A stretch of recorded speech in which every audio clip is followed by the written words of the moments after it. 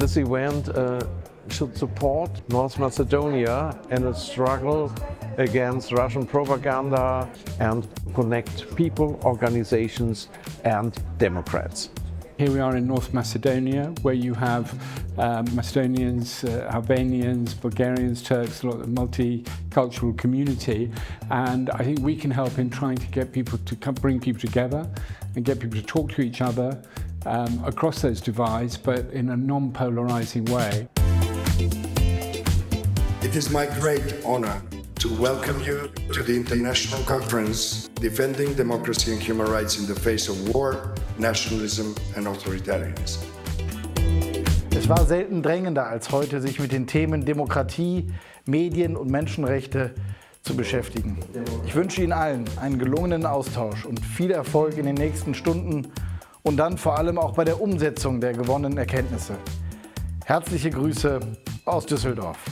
Defending democracy and human rights is a core principle of the European idea. It is a moral and a legal obligation for governments, not only in Europe. In order to live up to our obligation, sustainable partnerships are needed. Partnerships between governments, but also with civil society and media actors. I wish you a fruitful debate and look forward to recommendations for further joint action.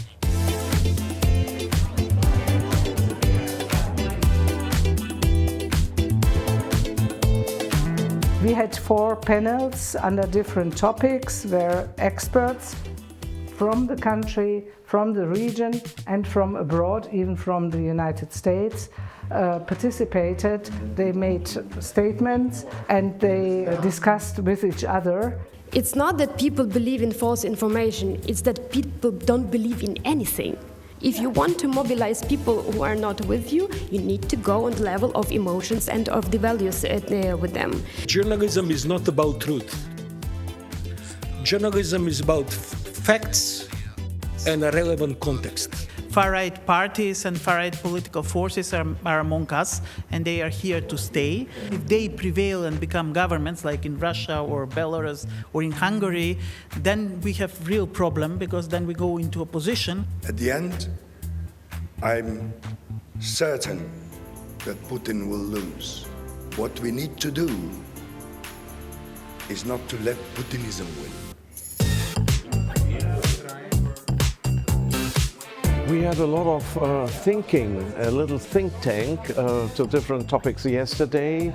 About future of journalism under these circumstances, what journalism and civil society can do. Well, to find out the truth is really difficult in war times. In Ukraine, it's really difficult to be at the front lines, and yet colleagues are there in Ukraine every day and report from the front lines to report us the situation. But it's difficult in other countries, in Russia and Belarus, where journalists have to work in exile to report on what's going on. They're endangered by their life, health, and those who they love dearly. So I admire their work, their difficult and dangerous work. And yes, journalism is under siege by autocrats and dictators worldwide.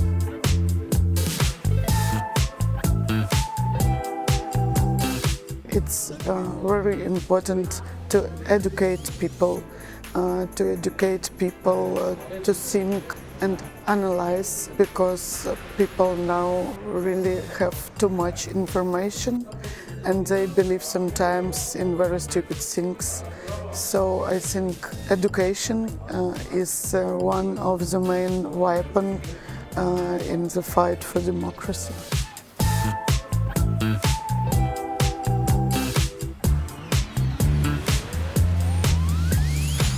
Democracy works today in a way that's polarizing people, that is spreading hate and false information. And we have a big job to do to make sure that our democracy is healthy and safe and it doesn't rot away. But none of us can do it on our own.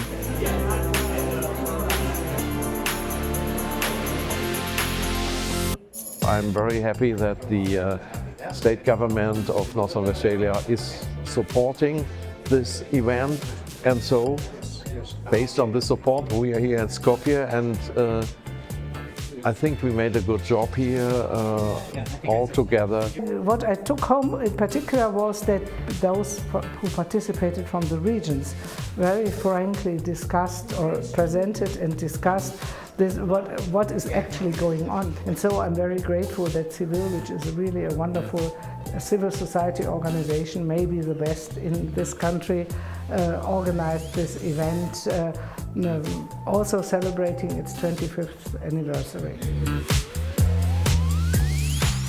Lots of interesting points on what media literacy means, how the conditions to work in other countries are, how the situation here in the Western Balkan countries is, and how difficult it is to work here under these political circumstances, and yet how important the job is. And I'm delighted that everyone, almost everyone, is very optimistic that if we keep up the work, we can prevail. I'm getting out of this room more optimistic, more energized than when I got in, because I think this recommitment is needed more than ever before. Thank you very much.